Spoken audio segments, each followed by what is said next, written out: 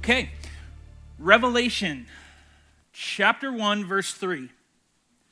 Blessed is the one who reads aloud the words of this prophecy, and blessed are those who hear and who keep what is written in it, for the time is near. I shared a couple of months back with a pastor friend that I was going to be doing this study, and his one-word response to me was this: idiot. It's intimidating. It's intimidating. I want us this week to explore a map of sorts. It's going to be on the screens of where we're going to embark in these next 11 weeks. Starting today, this is an introduction. We're going to take a look at the next 11 weeks, how we immerse ourselves in this epic work.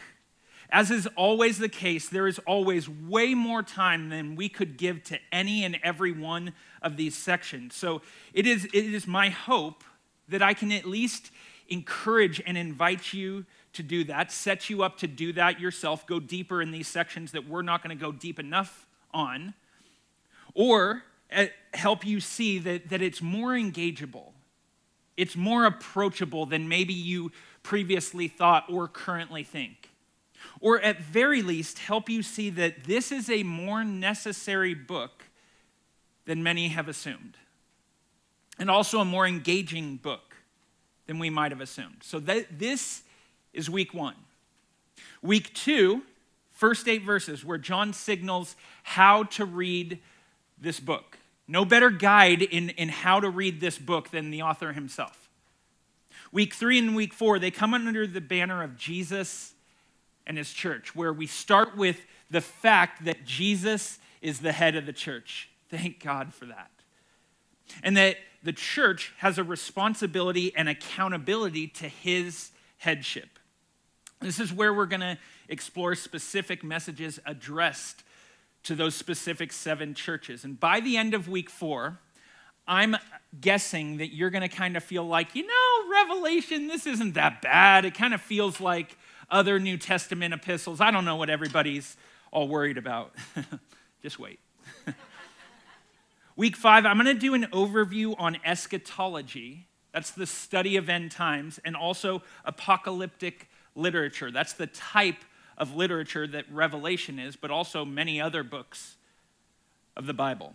We're going to take an overview look in week 5 at those two things, eschatology and apocalyptic literature, because following that, then, we're going to take the next 4 weeks, weeks 6 through 9, and actually dive into the meat of Revelation, the heart of what must take place. And by the way, if I'm losing you already with any of those words like eschatology and apocalyptic literature, that's exactly why we need to do an overview in week 5. I'm very excited about that week, and then we'll take weeks 6 through 9 to actually deal with the content. In week 10, we come to the great plan of Revelation. The great plan of restoration, the new heaven and the new earth, final 2 chapters of the great reveal. And then in week 11, we're going to explore why I'm going to encourage us at that point to now read our Bibles backwards. In light of what we just uncovered and what was revealed to us, now go back to the epistles, now glean what it means to follow Jesus with all of his imparted words to our lives and our souls. Now live lives of worship and endurance, as Scripture calls us to. So that's our 11-week map. Also, I want to cover right here at the onset some things that we're not going to get caught up in, that might trip us up or distract us in this study and this approach.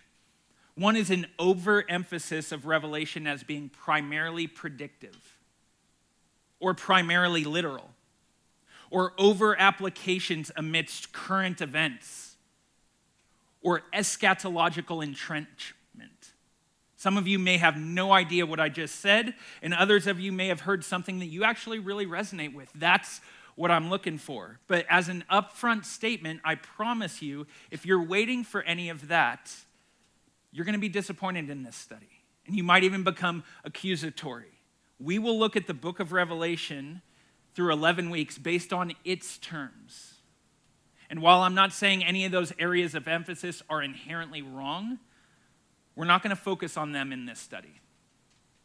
So the book of Revelation, the great reveal. Who wrote it? Author, chapter 1, verse 4, John, to the 7 churches that are in Asia. And then chapter 1, verse 9, I, John, your brother and partner in the tribulation and the kingdom and the patient endurance that are in Jesus, was on the island of Patmos. So is that John the Apostle? Or John the Elder? Or some other John? Well, while we can make probable inferences, and we will make probable inferences, we don't know for 100% certainty.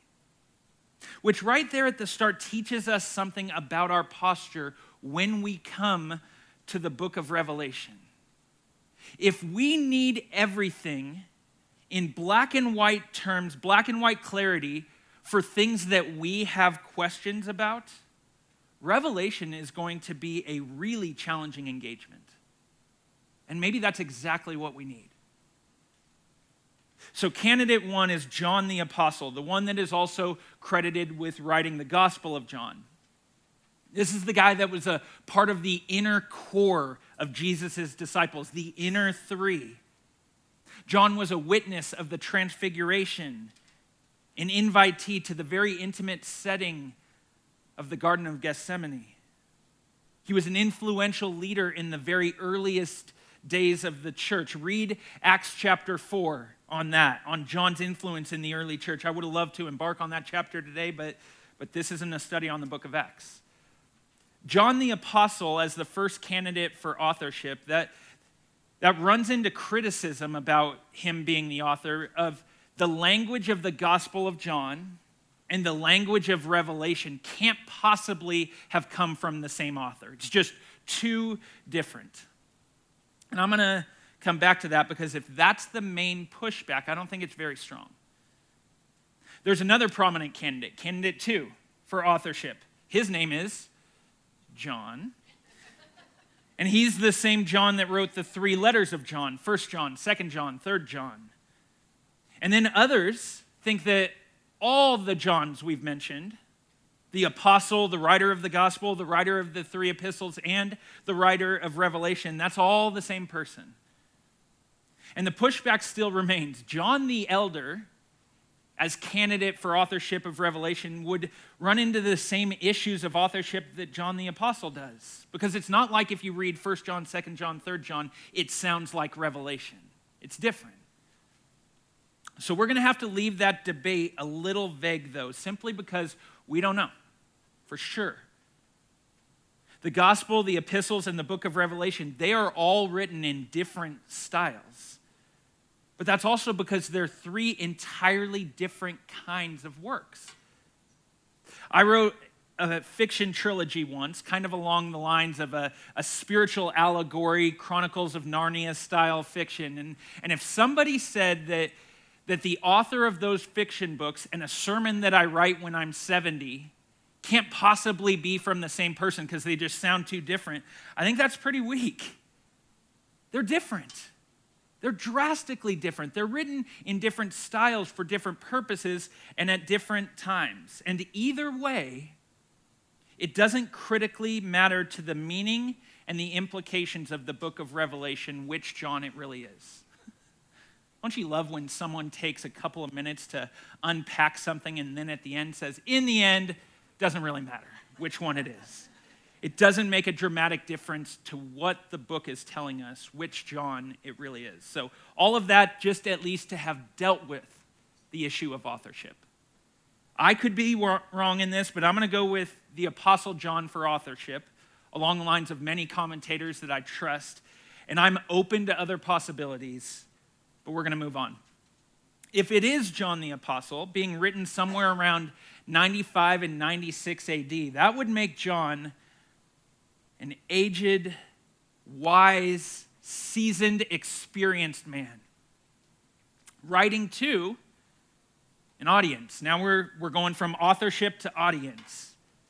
As we read earlier in chapter 1, verse 4, John writes to the churches. When you hear that, remember that's bands of believers in 7 cities, each uniquely challenged. So we're going to have a map here that kind of talks about where these 7 cities are. For spatial awareness, this is on the north coast of the Mediterranean. You got Italy and Rome up to the north and the west there, or for those that are cartographically challenged, to the left. Israel isn't pictured on this map, but it would be to the east and a little bit further south. Africa, more specifically Egypt, is directly due south. So that's where we're at geographically.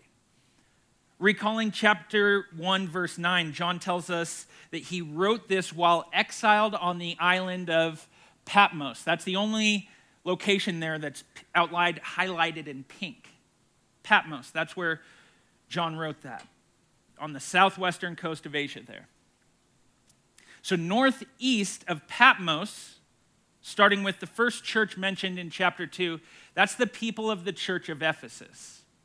A church and a people that many of us are very familiar with. So secondly, he writes to the church at Smyrna, just to the north of Ephesus. And then conveniently moving here clockwise, the church at Pergamum, the church at Thyatira, the church at Sardis, the church at Philadelphia, and the church at Laodicea, the 7 churches of Revelation. That's the direct audience that these letters were written to. So as John addresses his remarks to each of these bands of believers, he says, to the angel of the church in Ephesus, to the angel of the church in Philadelphia, and so on.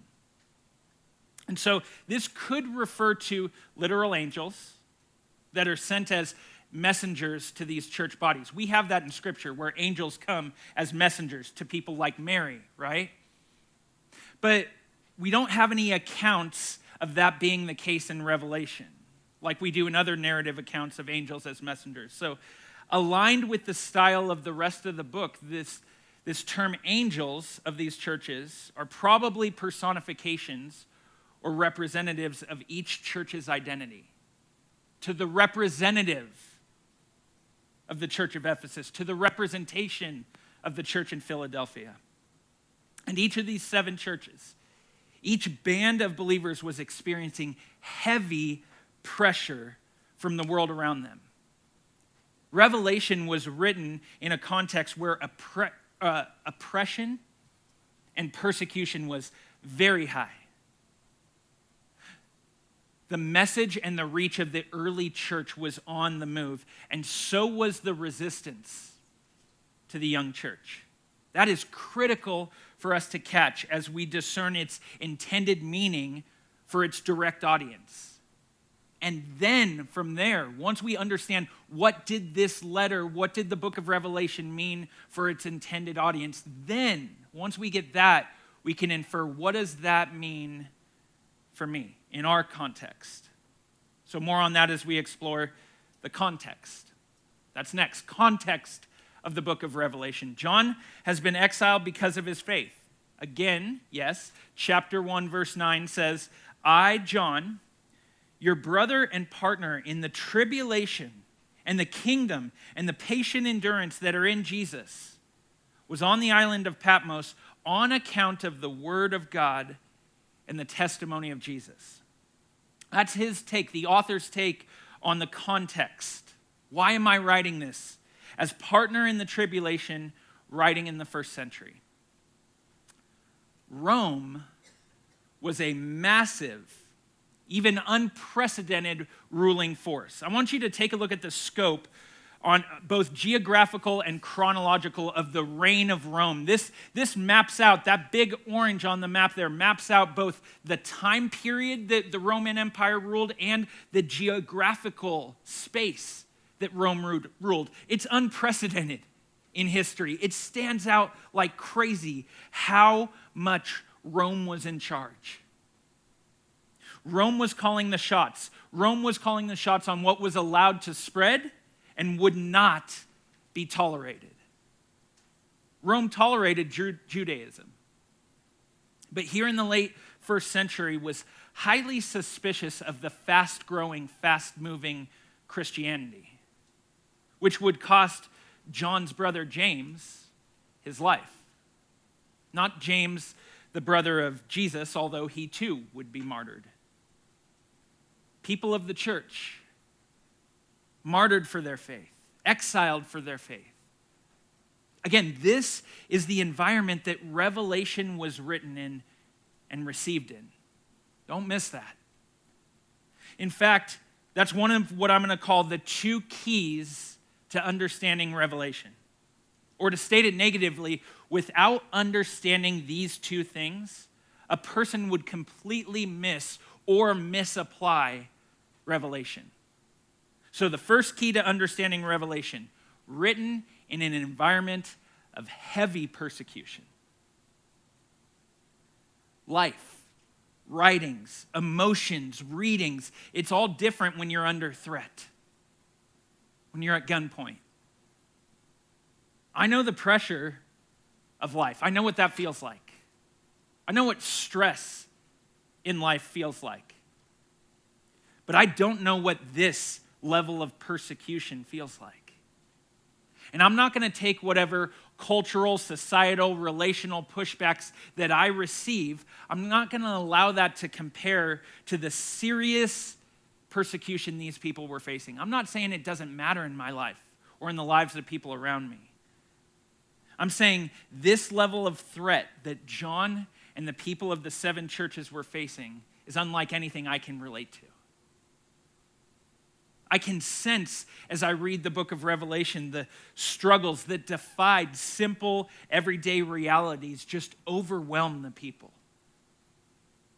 And when he was met by the Lord in the Spirit, as he says in verse 10, he heard a loud voice like a trumpet saying, "Write what you see in a book and send it to the 7 churches, to Ephesus and to Smyrna and to Pergamum and to Thyatira and to Sardis and to Philadelphia and to Laodicea."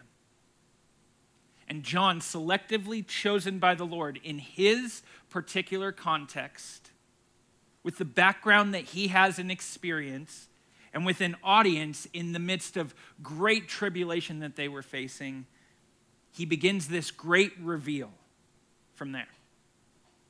So once again, first key to understanding Revelation is that it was written in and written to an environment of heavy persecution. The second key to understanding Revelation is that it draws heavily upon the Old Testament. Now we're talking about style.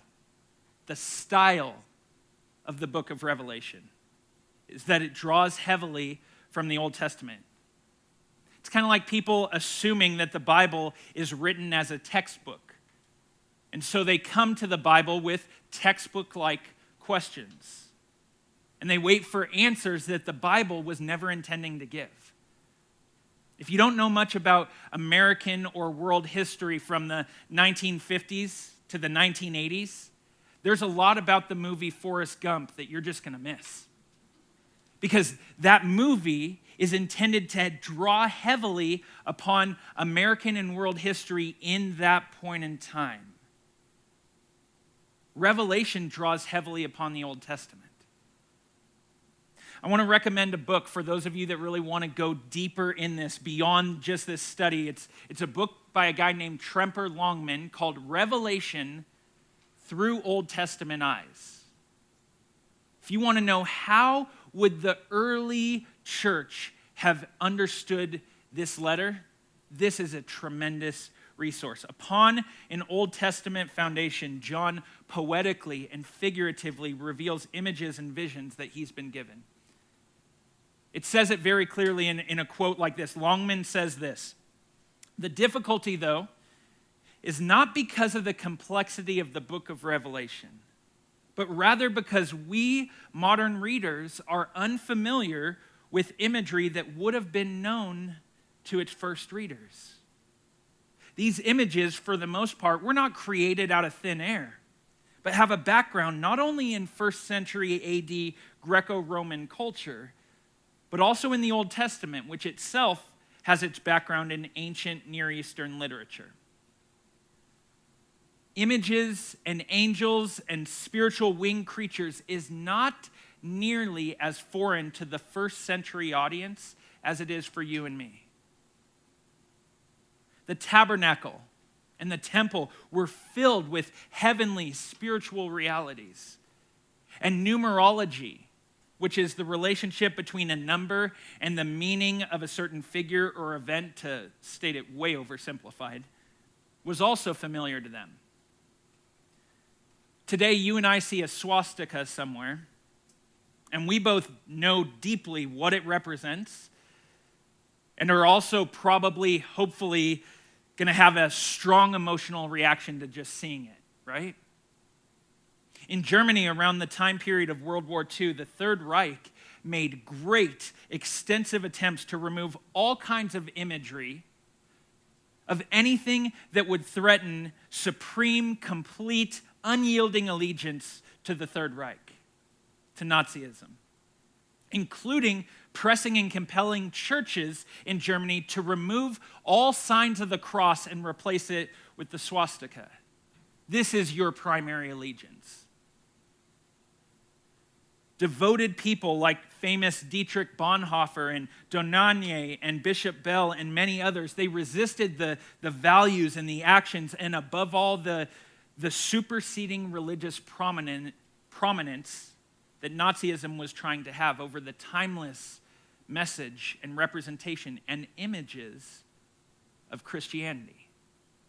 My point here with such a bold, stark example is that the images of our faith that we have been given directly from the Lord God, they matter. We need to understand what they mean, understand what they represent, and even protect them against false, occult interpretations or re-representations.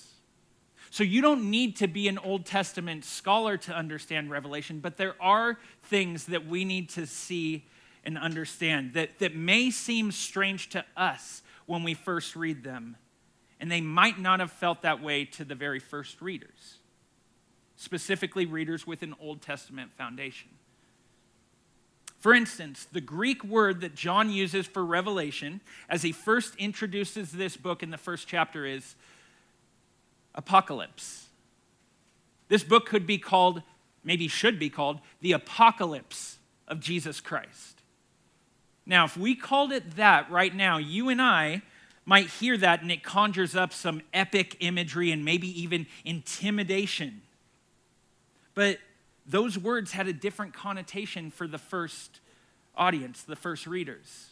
Because apocalyptic literature for them wasn't just all scary and beasts and something that's hard to wrap their heads around. It included very familiar books like Ezekiel and Isaiah and Daniel and Zechariah, not to mention books beyond just biblical works of apocalyptic nature.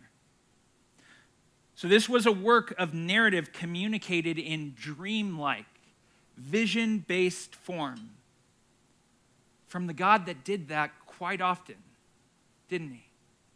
He appeared to people in the midst of their troubling times in dreamlike vision form, from Jacob to Joseph to Pharaoh and Daniel.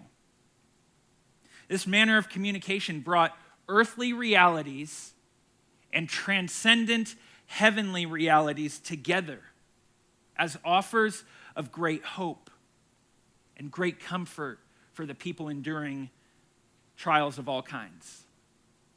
So I want us to pause for one moment. If you remember the first of the two keys to understanding Revelation, that it was written in an environment of heavy persecution, then this vision-based manner of communication from a God that often employed visions and dreams to bring his people assurance, that at least starts to fit really well within our faith, as opposed to standing out as some weird, foreign, undiscernible work.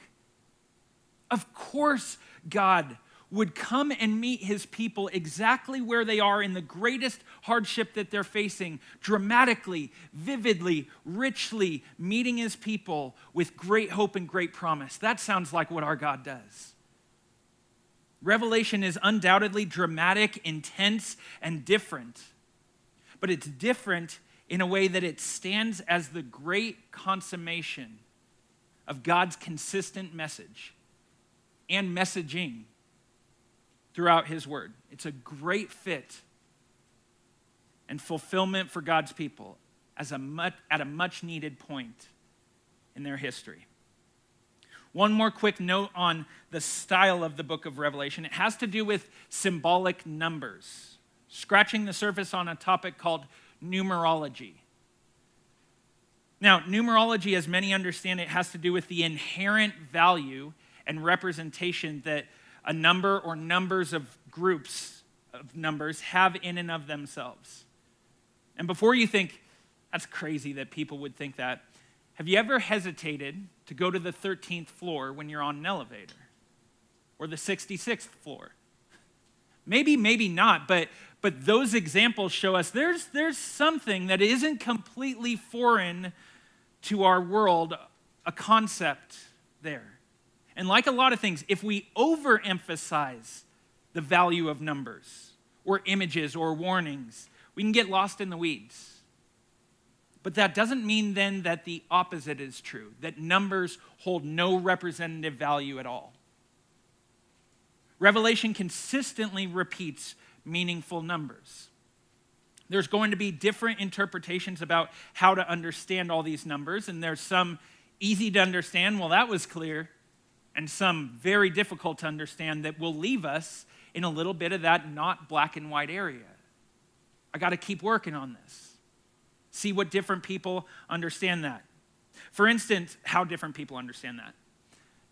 For instance, the most repeated number in Revelation is 7, which in most cases is a number where it's associated with a deeper meaning, is a number that represents completion, perfection. There were how many days of creation?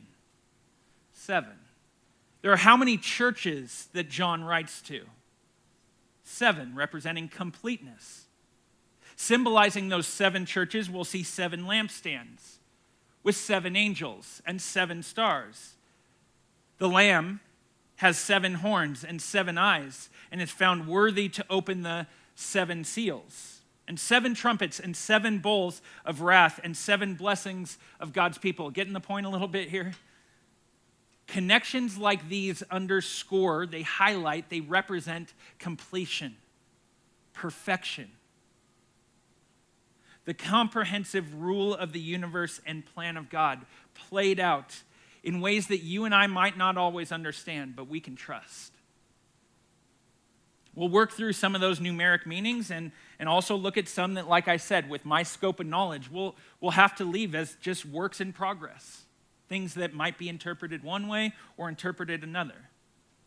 And like I said at the very beginning, because the differences in interpretations don't critically impact the largest meaning in this book, we're going to have to be okay with some ambiguity and mystery here.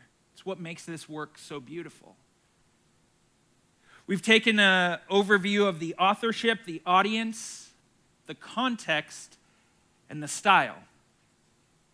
And it's very real as the threat was for these first century believers. And with a wider scope of the efforts of the enemy as played out across all of time, we're going to find ourselves at a certain point where we're asking a very serious question. Will God really prevail? Revelation says yes. That leads us to the book's purpose. The book's purpose, in a beautiful, artistic, surpassing way, Revelation talks about the past, the present, and the future all together. Meeting believers in the midst of marginalization and persecution, drawing upon the way God has worked in the past and can be trusted, and also pointing to God's final intervention to come, where he defeats evil once and for all and brings the church to himself. Because I'll probably say this dozens of different ways across the 11 weeks of this study, I'm not going to have it on the screens just yet, but I will at least introduce it here. The 2 main themes of the book of Revelation, the 2 main purposes are this: praise and endurance. God will be glorified and is worthy. And his church must endure. In fact, I'm going to say it one more time, and then I want to invite you to say that with me. I think there's some blessing for each of us as we participate in saying these two realities together. God will be glorified and is worthy. His church must endure. Would you say that with me? God will be glorified and is worthy. His church must endure. That's Revelation. That's the point of Revelation. Okay, just the introduction today. We've covered a lot. I want to bring it in for a landing now with two pretty common, pretty reasonable questions.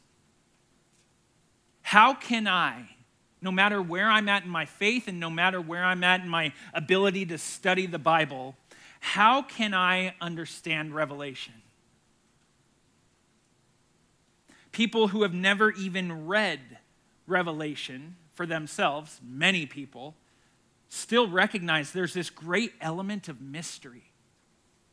In so many ways, the beauty and the value of Revelation comes in some of the layers and complexity that you have to sort out like a puzzle. Like it's a process of being revealed. But many also see it as an almost hallucinogenic experience with monsters everywhere and written in such a code that only scholars can understand. All kinds of God's people can and should engage in the book of Revelation. And as we do that, it'll be helpful to study and understand what our God gave us. Trust me, as we go through this, it'll demystify things a bit. It'll destigmatize this book a bit. It would be a disservice to Revelation to act like it's just elementary. But I promise you it's engageable for you. Not just me. Not just someone that studies it and has a background. It is engageable for God's people. That's why he gave it. It isn't easy. There are angelic and spiritual beings and numerological connections. But God gave this to his people to bless them. It's a gift. Blessed is the one who reads aloud the word of this prophecy. And blessed are those who hear it and who keep what is written in it, for the time is near. God's people are blessed by this gift. That was the first question. Last question, this one I'm going to have on the screens, and it's related to the big purpose that we'll keep covering throughout this study. What difference does it make? What difference does it make? First, perspective. You and I so often are accustomed to seeing things based on our little scope, our limited vantage point. And the more we engage ourselves in the work of Revelation, the more we're going to gain some real perspective.